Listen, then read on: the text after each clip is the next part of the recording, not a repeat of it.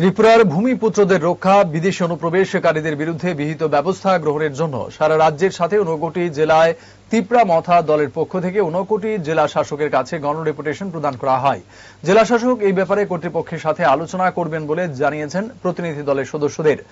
আজকের এই ডেপুটেশন প্রদানকালে উপস্থিত ছিলেন Ranjan Sinha, MDC Dhirendra Debbarma, EM Rabindra Debbarma, TYF secretary Mary Debbarma প্রমুখ। ইলিগাল ইমিগ্রেন্ট, আপনারা তো সবাই অবগত আছেন যে ইলিগাল ইমিগ্রেন্ট এটা শুধু একটা পার্টিকুলার কমিউনিটিকে টার্গেট করা হচ্ছে না। সেটা হচ্ছে ইলিগাল ইমিগ্রেন্ট বিভিন্ন ধরনের সম্প্রদায়ে থাকতে পারে, কিন্তু মেন বিষয়টা হচ্ছে ইলিগাল ইমিগ্রেন্ট যে ভারতের মধ্যে যেভাবে ইলিগালি ওনারা যে মাইগ্রেন্ট হয়ে এখানে যে আমাদের যে ভূমিপুত্র, যারা ভূমিপুত্র বলতে ত্রিপুরা রাজ্যের মধ্যে বা ভারতের যারা আসল যে নাগরিক, ওনাদের যে দাবি দেওয়ার মধ্যে অনেকটা ইন্টারফেয়ার করে নিয়েছে।